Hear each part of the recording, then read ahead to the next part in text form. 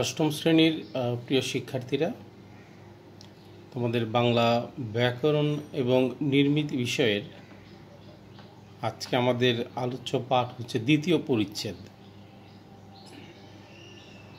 দ্বিতীয় পরিচ্ছেদে তোমরা জানো যে আছে ধ্বনি ও বর্ণ। ধ্বনি ও বর্ণ বিষয়ে আমরা আজকে একটু বিস্তারিত পাঠ করব। ধ্বনি ও বর্ণ এই দুইটি বিষয় আগে একটু চলো বুঝে নেই। ধ্বনি আমরা বলতে পারি যে বাকযন্ত্রের সাহায্যে ধ্বনি তৈরি হয়। বাকযন্ত্রের মধ্যে যেমন থাকে ফুসফুস, গলনালী, জিহ্বা, তালু, মাড়ি, দাঁত, ঠোঁট, নাক, এই যে বাকযন্ত্রের বিভিন্ন অংশগুলো, এগুলোর সাহায্যে মূলত আমরা ধ্বনির সৃষ্টি করি। এই ধ্বনিকে আমরা মূলত ব্যবহার করি দুইভাবে, অর্থাৎ দুই ভাগে ভাগ করা হয় ধ্বনিকে, স্বরধ্বনি ও ব্যঞ্জনধ্বনি। তার আগে একটু বলে নিই, ধ্বনিকে যদি বলি আমরা মৌখিক রূপ, তাহলে সেই ধ্বনিকে যখন আমরা লিখে প্রকাশ করতে চাই, সেই ধ্বনির লিখিত যে রূপ তাকে বলা হয় বর্ণ। অর্থাৎ ধ্বনিগুলোকে যে চিহ্ন বা প্রতীকের সাহায্যে আমরা প্রকাশ করি, সেই চিহ্ন এবং প্রতীকগুলোকে আমরা বলতে পারি বর্ণ। তো ধ্বনি দুই ভাগে ভাগ করা হয় ধ্বনিকে, একটি হচ্ছে তার স্বরধ্বনি এবং আরেকটি ব্যঞ্জনধ্বনি। স্বরধ্বনি হচ্ছে সেই ধ্বনি যা আমরা বাকযন্ত্রের সাহায্যে উচ্চারণের সময় বাকযন্ত্রের ভেতরে কোথাও এটি আসলে বাধাপ্রাপ্ত হয় না, অর্থাৎ ফুসফুস তাড়িত যে বাতাস সেটি সরাসরি বাকযন্ত্র দিয়ে বের হয়ে আসে। তো এই বাধা না পাওয়ার কারণে যেটি হয়, যে ধ্বনি অন্য কোনো ধ্বনির সাহায্য ছাড়াই সে স্বাধীনভাবে সম্পূর্ণভাবে উচ্চারিত হতে পারে। বাংলা ভাষায় এরকম মৌলিক স্বরধ্বনি হচ্ছে 7টি। মৌলিক স্বরধ্বনি বলতে কি বোঝানো হচ্ছে?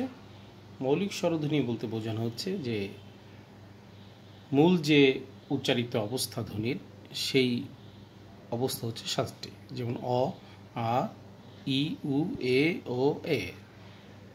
তোমরা জানো যে ই আরেকটা রূপ আছে এর, সেটা দীর্ঘ ই, কিন্তু দুইটি ধ্বনির ক্ষেত্রে আসলে কিন্তু বিষয়টি একই। আর ব্যঞ্জনধ্বনি হচ্ছে যেটি উচ্চারণের সময় বাকযন্ত্রের কোথাও না কোথাও এটি বাধাপ্রাপ্ত হয়, অর্থাৎ ফুসফুস তাড়িত বাতাস প্রবাহিত হওয়ার সময় বাকযন্ত্রের ভেতরে বাধাপ্রাপ্ত হয়। আর এই বাধাপ্রাপ্ত হওয়ার কারণে এটি স্বরধ্বনির সাহায্য ছাড়া স্পষ্ট রূপে উচ্চারিত হতে পারে না, অর্থাৎ প্রতিটি ব্যঞ্জনধ্বনির সঙ্গেই একটি স্বরধ্বনি ও সংযুক্ত অবস্থায় থাকে। এই তো গেল ধ্বনি। তাহলে বর্ণ কি? বর্ণ আমরা আগেই বলেছি যে ধ্বনিকে প্রকাশ করার জন্যে, বিশেষ করে লিখে প্রকাশ করার জন্যে যে সংকেত বা চিহ্নগুলো আমরা ব্যবহার করি, সেগুলোকে আমরা কি বলি? বর্ণ বলি। ধরো যে আমরা অধ্বনি লিখে প্রকাশ করার জন্যে আমরা যে সংকেতটি অঙ্কন করি বা সংকেতটি লিখি, সেটি হচ্ছে অধ্বনির বর্ণ। যখনই এটি আমি লিখে প্রকাশ করছি, তখনই কিন্তু সেটি কি হচ্ছে? সেটি বর্ণ হয়ে যাচ্ছে। অর্থাৎ প্রকাশ করতে পারলে বর্ণ, লিখে প্রকাশ করতে পারলে বর্ণ, আর যখন এটা আমি মুখে উচ্চারণ করছি তখন সেটি ধ্বনি থাকে। তো বাংলা ধ্বনির মতো বর্ণ আসলে দুই প্রকার, স্বরবর্ণ, ব্যঞ্জনবর্ণ। তোমরা এগুলো জানো। বাংলা ভাষায় মৌলিক স্বরধ্বনি 7টি, আমরা এর আগেই আলোচনা করলাম। স্বরবর্ণের সংখ্যা হচ্ছে 11টি। খেয়াল করবে যে মৌলিক স্বরধ্বনি 7টি এবং সেগুলোর যে লিখিত রূপ সেরকম বর্ণ হচ্ছে 11টি। আর ব্যঞ্জন বর্ণের সংখ্যা 39টি, সেটাও তোমরা জানো। এই যে 39টি ব্যঞ্জন বর্ণ এবং স্বরবর্ণ 11টি, এই মিলে হচ্ছে আমাদের মোট 50টি বর্ণ। এই 50টি বর্ণকে একসাথে আমরা বলি কি? বর্ণমালা বলি। তো স্বরবর্ণের এই যে লিখিত রূপ, এটার আসলে দুইভাবে আমরা পাই, দুইটি রূপ পাই। খেয়াল করে, একটি হচ্ছে তার পূর্ণ রূপ এবং আরেকটি হচ্ছে তার সংক্ষিপ্ত রূপ।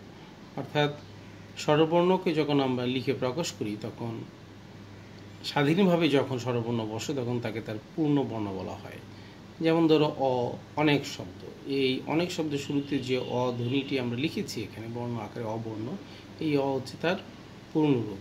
সে একইভাবে আছে যেমন দন্তন্য, তারপরে আছে ক, এগুলো কিন্তু দন্তন্য তো ব্যঞ্জন বর্ণ, কও তো ব্যঞ্জন বর্ণ। তাহলে এই যে শব্দের প্রথমে যেমন আসলো, পূর্ণাঙ্গ আকারে আসলো, ইলিশ, উকিল, এই শব্দের শুরুতে যেমন স্বরবর্ণগুলো আসছে এগুলো স্বাধীনভাবে ব্যবহৃত হয়েছে, এগুলো হচ্ছে তার পূর্ণরূপ। এভাবে শব্দের মধ্যে এবং শব্দের শেষেও কিন্তু পূর্ণ রূপ ব্যবহৃত হয় স্বরবর্ণে।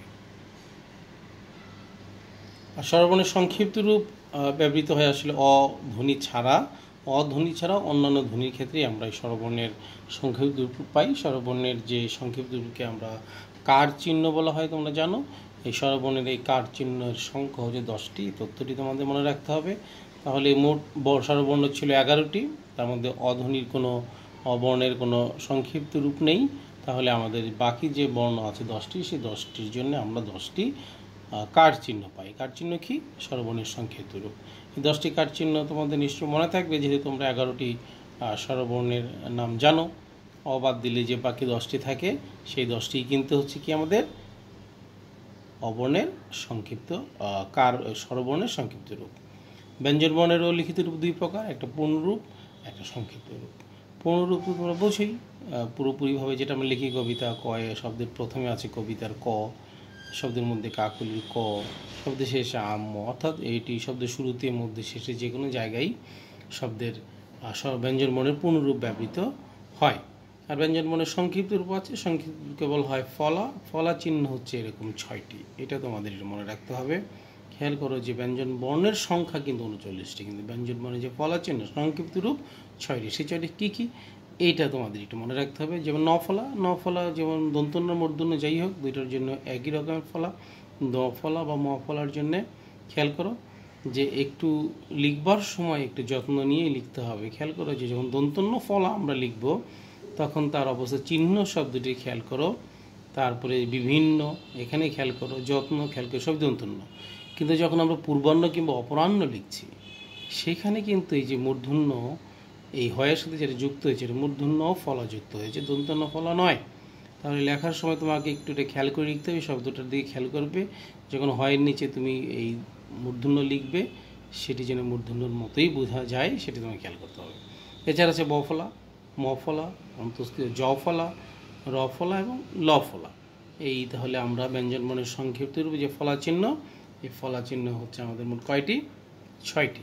তো ফলা চিহ্ন পাই আমরা কয় প্রকারের? 6 প্রকার। এই তথ্যটি খুব গুরুত্বপূর্ণ। বর্ণের উচ্চারণ স্থান।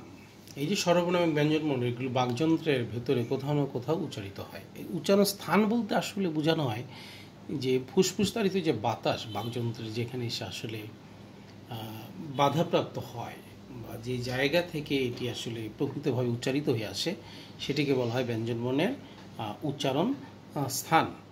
বা কখনো কখনো আমরা যদিও এর আগে বলেছি যে স্বরবর্ণ কোথাও বাধাপ্রাপ্ত হয় না, কিন্তু সূক্ষ্মভাবে বিবেচনা করতে গেলে এটিও বাতাস যখন বাকযন্ত্রের ভেতর দিয়ে প্রবাহিত হবে, আর সেটি একেবারেই বাধাপ্রাপ্ত হবে না তা না, কিন্তু এটি এতই সূক্ষ্ম পর্যায়ের যে সাধারণভাবে ধরা হয় স্বরবর্ণ বা স্বরধ্বনি উচ্চারণের সময় ফুসফুসতাড়িত বাতাস বাধাপ্রাপ্ত হয় না। তো ওই যে অ, আ, ক, খ, গ, ঘ, হ, এগুলো কিন্তু উচ্চারণ স্থান কণ্ঠ, কারণ বাতাসটি মূলত ওখানেই বাধাপ্রাপ্ত হয়ে উচ্চারিত হয়। আবারও বলছি, স্বরধ্বনি উচ্চারণের সময় কিন্তু এই বাধাপ্রাপ্তের যে বিষয়টি হচ্ছে তীব্র নয়, খুবই সূক্ষ্ম পর্যায়ের। এই জন্য ধরা হয় যে আসলে লেখার সময় লেখা হয় যে বাধাপ্রাপ্ত হয় না, কিন্তু সূক্ষ্মভাবে বিবেচনা করতে গেলে সেটিও বাধাপ্রাপ্ত হয়। আর এই জন্য উচ্চারণ স্থানের এই ছকের মধ্যে স্বরধ্বনিগুলো বা স্বরবর্ণগুলো নিয়ে আসা হয়েছে। তো উচ্চারণ স্থান অনুযায়ী তার নাম করা হয়। যেমন যদি কণ্ঠ থেকে উচ্চারিত হয়, তাহলে কণ্ঠ বা জিহ্বামূলীয় বর্ণ। ঠিক একইভাবে তোমরা দেখবে যে ই, ই, চ, ছ, জ, ঝ, অন্তস্থ, জ, অন্তস্থ, স, এগুলো উচ্চারণ করার সময় তালুতে গিয়ে কিন্তু আমাদের ফুসফুসতাড়িত যে বাতাস, সেটি বাধাপ্রাপ্ত হচ্ছে, তাই এটিকে তালব্য বর্ণ বলা হয়। একইভাবে তোমরা দেখতে পাচ্ছ যে ফুসফুসতাড়িত বাতাস উ, প, ফ, ব, ভ, ম উচ্চারণ করার সময় ওষ্ঠ মানে ঠোঁটের ওখানে এসে বেশি বাধাপ্রাপ্ত হয়, আর এই জন্য বলা হয় ওষ্ঠবর্ণ। একইভাবে আছে রি, ট, ঠ, ড, ঢ, মূর্ধন্য র, ঢৈষণ্য র, ঢৈষণ্য র এবং মূর্ধন্য স, এগুলো উচ্চারিত হয়। এগুলো বাধাপ্রাপ্ত হয় কোথায়? মূর্ধায়। মূর্ধা কোথায়? দাঁতের গোড়ালিতে, যে আমরা যেটাকে সাধারণ বাংলায় মাড়ি বলি, দাঁতের গোড়ালিতে দেখবে দাঁতের গোড়ার ওখানে একটু উঁচু অংশ আছে, তুমি তোমার জিহ্বার ডগা দিয়ে যদি দাঁতের গোড়ার অংশটাকে স্পর্শ করো, তাহলে কিন্তু তুমি এই মূর্ধাটি পেয়ে যাবে। তো ওখান থেকে যে উচ্চারিত হয় সেগুলোকে বলা হবে মূর্ধন্য ধ্বনি মূর্ধন্য বর্ণ। এ এবং ওই এটা উচ্চারণ যৌথভাবে, এ এবং ওই কণ্ঠ এবং তালুতে চাপটি পড়ে বাতাসে চাপ, তাই কণ্ঠ তালব্য বর্ণ। ও এবং ঔ কণ্ঠ এবং ওষ্ঠে এসে একসাথে চাপ পড়ে, তাই কণ্ঠস্থ বর্ণ। এছাড়া আছে ত, থ, দ, ধ, ন, ল, স, দন্ত, অর্থাৎ জিহ্বার উপর সামনের অংশটুকু দন্ত, অর্থাৎ দাঁতে গিয়ে স্পর্শ করে, তাই উচ্চারণ স্থান অনুযায়ী নাম হচ্ছে দন্তবর্ণ। এইগুলো বর্ণের উচ্চারণ স্থান অনুযায়ী তাদের যে শ্রেণীবিন্যাস সেটি। এরপরে আমাদের আলোচনায় আসবে বর্ণের উচ্চারণ প্রকৃতি। বর্ণ উচ্চারণ প্রকৃতি করতে গেলে প্রথমে আমরা পাই অধ্বনি। অয়ের উচ্চারণ দুই প্রকার, একটি স্বাভাবিক অয়ের মতো আর একটি সংবৃত ও এর মতন। সংবৃত অর্থাৎ কি? তুমি দেখবে যখন তুমি স্বাধীন শুধু যখন উচ্চারণ করো তোমার ঠোঁটটা যেভাবে একটু বিস্তৃত থাকে, কিন্তু যখন তুমি উচ্চারণ করো ঠোঁট কিন্তু কিছুটা সংকুচিত হয়ে আসে। এই যে ঠোঁটে কিছুটা সংকুচিত হয়ে আসে, ওই অবস্থাটাকে বলা হয় সংবৃত। অর্থাৎ এই সংকুচিত ঠোঁট দিয়ে যখন উচ্চারণ করি তখন সেইটাকে বলা হয় অয়ের সংবৃত উচ্চারণ। যেমন খেয়াল করো, যেমন অজ, অকাল, কথা, এখানে কিন্তু যেটা আছে সেটা কি তার স্বাভাবিক উচ্চারণ। অর্থাৎ স্বাভাবিক উচ্চারণ বলতে কি বোঝানো হয়? অয়ের যে স্বাধীন অবস্থা যেটা সেই অয়ের মধ্যে উচ্চারিত হয়। এটা স্বাভাবিক মানে যে অন্য অয়ের উচ্চারণ যেটা আমরা পাই সেটা যে অস্বাভাবিক তা না, স্বাভাবিক বলতে ধরা হয়েছে আসলে স্বাধীন অয়ের মতো উচ্চারণ। ঠিক আছে, খেয়াল করো অতি, নদী, এই অতি এবং নদী বলার সময় এই যে অয়ের উচ্চারণ, এটা কিন্তু আমরা অতি কিংবা নদী উচ্চারণ করছি না। কেন উচ্চারণ করছি না? কারণ এই অয়ের উচ্চারণটি আমাদের কিছুটা সংবৃত হবে, অর্থাৎ ঠোঁটটা সংকুচিত যখন হয়ে আসবে তখন অয়ের উচ্চারণ হয়ে যাবে ওয়ের মতন। তাহলে আমরা অয়ের উচ্চারণ পাই দুই প্রকার, একটি স্বাভাবিক, একটি সংবৃত। আয়ের উচ্চারণ দুই প্রকার, স্বাভাবিক আয়ের মতন এবং সংবৃত এর মতন। খেয়াল করো যে যেমন আগামী আয়ের উচ্চারণ আয়ের মতো হয়েছে, কিন্তু যখন আমি জ্ঞান, এই যে এখানে যে আকারটি আছে এর উচ্চারণ কিন্তু আমরা এর মতো করছি। বিখ্যাত, এই যে আয়ের উচ্চারণ আমরা এর মতন করছি, এই এর মতন উচ্চারণটা হলো হবে আয়ের সংবৃত উচ্চারণ। ঠিক একইভাবে এর উচ্চারণ দুই প্রকার, একটিতে স্বাভাবিক এর মতন আর একটি সংবৃত এর মতন। একটি কেক, এই যে এই জাতীয় শব্দগুলোতে দেখো এর উচ্চারণ হচ্ছে স্বাভাবিক এর মতন, কিন্তু যখন আমি এক, তারপরে হচ্ছে খেলা, বেলা, কেন, যেন, এই জাতীয় শব্দগুলোতে এর উচ্চারণ এর মতো। তোমাদেরকে শব্দগুলো একটু মনে রাখতে হবে, তোমাদের বইতে বিস্তারিত নিয়ম যেহেতু আলোচনায় আসেনি তাই আমরা এগুলো উচ্চারণের বিস্তারিত নিয়মে যাচ্ছি না, কারণ আমাদেরকে মোটামুটি পরীক্ষার প্রস্তুতির জন্য সিলেবাসের মধ্যেই আমাদের থাকার দরকার আছে। তো এই জন্যে খেয়াল করে তাহলে এর উচ্চারণ দুই প্রকার, একটি স্বাভাবিক এবং একটি এর মতো। তোমাকে এখন যেটা মনে রাখতে হবে যে এর উচ্চারণের যে উদাহরণগুলো এগুলো একটু মনে রাখবে। খেয়াল করে একটি, এক শব্দের সাথে যখন টি যুক্ত হয়েছে তার উচ্চারণ হয়ে গেছে এর মতন, আর এক শব্দ যখন স্বতন্ত্রভাবে আছে অন্য কোনো যুক্ত হয়নি তখন তার উচ্চারণ এর মতন হয়েছে। এর উচ্চারণ কখনো কখনো এবং কখনো কখনো অনুস্বারের মতন হয়, এটা তোমরা জানোই। সাধারণত যখন এর সাথে কার চিহ্ন যখন যুক্ত না হয় তখন দেখো এটাকে কিন্তু আমরা আসলে এই কার চিহ্ন যুক্ত হওয়া না হওয়ার চেয়ে গুরুত্বপূর্ণ হলো এক এক শব্দের ক্ষেত্রে এক এক রকমের সিদ্ধান্ত। দেখো যে ব্যাং শব্দটি ময়ের উচ্চারণ অনুষ্ঠানের মতন হয়েছে, কিন্তু এই যে কার চিহ্ন যদি এখানে যুক্ত হয় তখন কিন্তু আমরা বাঙালি অনুস্বার দিয়ে লিখছি না। ঠিক আছে, তাহলে এটা একটু খেয়াল রাখতে পারি এখানে যে অনুস্বার যদি কিংবা অনুস্বারের সাথে যখন আকার বা কার চিহ্নগুলো যুক্ত হবে তখন কিন্তু সেগুলো উময় হবে, অনুস্বার হবে না। যেমন রং, এখানে যেহেতু উময়ের সাথে কোনো আকার ইকার যুক্ত হয়নি তাই অনুস্বার আমরা লিখতে পারি, তাই না? তো কিন্তু আকার ইকার যুক্ত হলে অবশ্যই উময় লিখতে হবে। ইয়ের উচ্চারণ তিন প্রকার, একটা স্বতন্ত্র ই উচ্চারণ যেরকম সেরকম মিও, মিয়া, কিন্তু যখন চ, ছ, জ, ঝয়ের সাথে যুক্ত হয় তখন তার উচ্চারণ হয়ে যায় দন্তন্বয়ের মতন। যেমন অঞ্চল, যুক্ত হয়েছে কার সাথে? চয়ের সাথে, তাহলে তখন ইয়ের উচ্চারণ হয়ে যাবে দন্তন্বয়ের মতো। এটা মনে রাখতে হবে। যখন চ, ছ, জ, ঝয়ের সাথে যুক্ত হচ্ছে তোমাকে মনে রাখতে হবে। আবারও বলছি, যদি চ, ছ, জ, ঝয়ের সাথে যুক্ত হয় তখন ইয়ের উচ্চারণ হয়ে যাবে দন্তন্বয়ের মতো। একইভাবে যখন বর্গীয় জয়ের সাথে যুক্ত থাকে তখন তার উচ্চারণ গ চন্দ্রবিন্দু হয় অথবা গ চন্দ্রবিন্দু হয়। খেয়াল করো জ্ঞান এবং যজ্ঞ, তোমাকে এই দুইটা বিষয়টি মনে রাখতে হবে, গ চন্দ্রবিন্দু এবং একটা হচ্ছে গ চন্দ্রবিন্দু। কখন? যখন যখন বর্গীয় জয়ের সাথে যুক্ত হয়।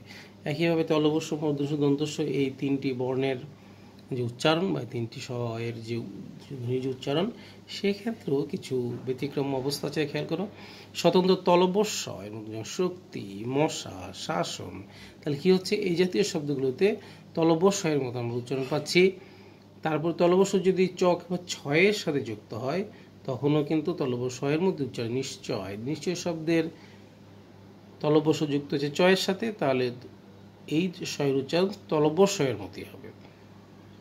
তারপরে দেখো যে তলবস্য দন্তন্য কিংবা রয়ের সাথে উচ্চারিত হবে, ইংরেজি এস এর মতো হবে। প্রশ্ন, শ্রম, ইংরেজি এস, এই এস যেভাবে উচ্চারিত হয় সেটির মতো উচ্চারিত হবে তলবস্য। কখন? যখন এটি দন্তন্য বা রয়ের সাথে যুক্ত হবে। তারপর রি কিংবা লয়ের সাথে যুক্ত হলেও ইংরেজি এস এর মতোই হবে।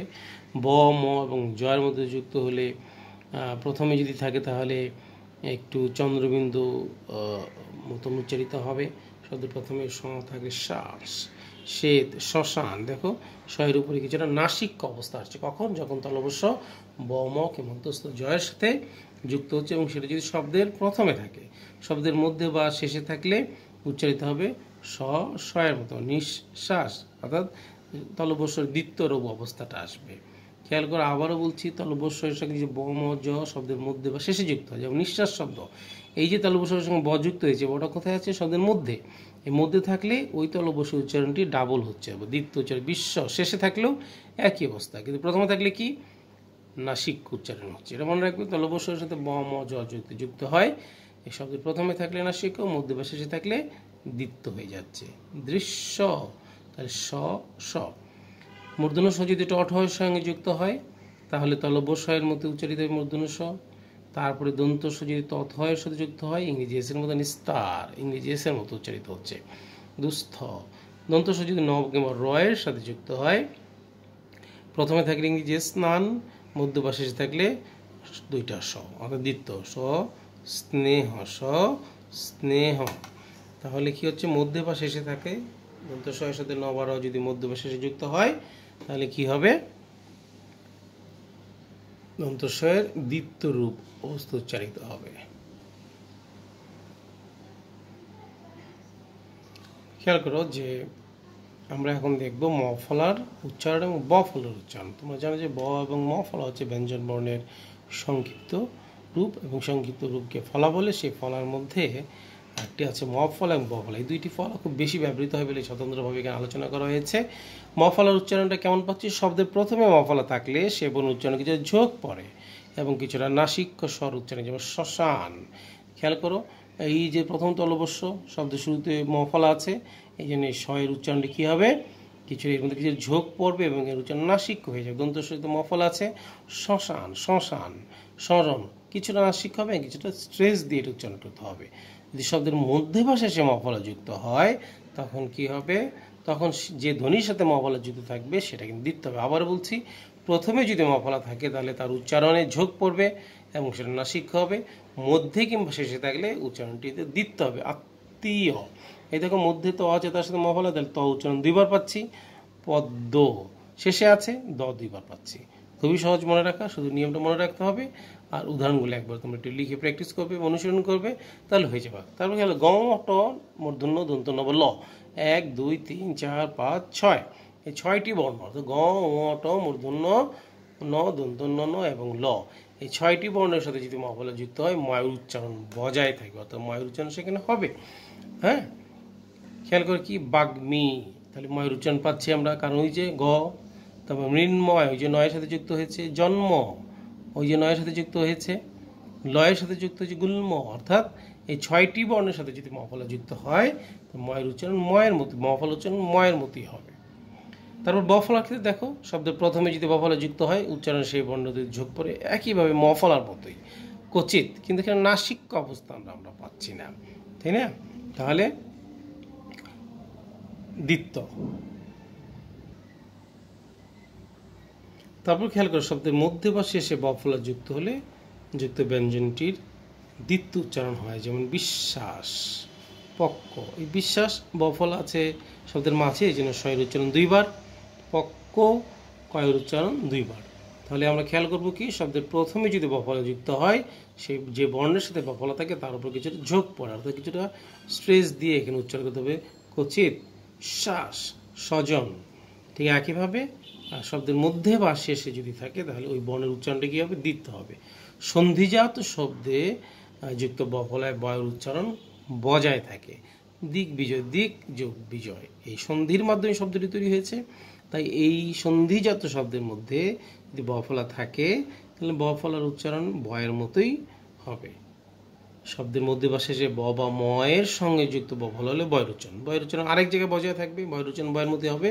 যদি শব্দের মধ্যে বা শেষে এটি বয়ের সাথে কিংবা ময়ের সাথে যুক্ত হয়, যেমন তিব্বত বয়ের সাথে হয়েছে তাহলে ব উচ্চারিত হচ্ছে, লম্ব ময়ের সাথে আছে তাহলে বয়ের উচ্চারণ বজায় থাকছে।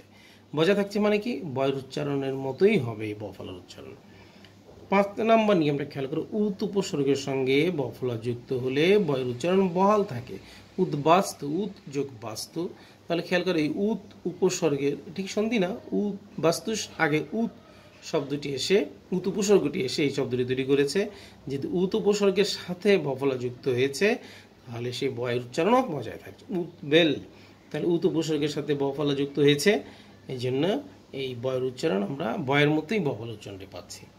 এখন আমাদের যে কাজ, এই যে মফলা এবং বফলার যে উচ্চারণের যে নিয়মগুলো, এই নিয়মগুলো তোমাদেরকে কিন্তু একটু মনে রাখতে হবে।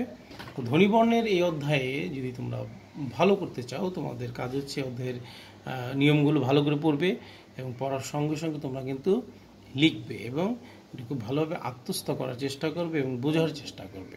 তো আশা করছি আমাদের আলোচনার মধ্য দিয়ে তোমাদের কাছে এই ধ্বনি এবং বর্ণ বিষয়ক আলোচনাটি কিছুটা হলেও সহজ হয়েছে। এরপরে যদি তোমাদের কোনো প্রশ্ন থাকে সেই প্রশ্ন তোমরা করতে পারো, নিশ্চয়ই আমরা সুবিধাজনক সময় সেই প্রশ্নগুলোর উত্তরও আমরা দিতে পারবো।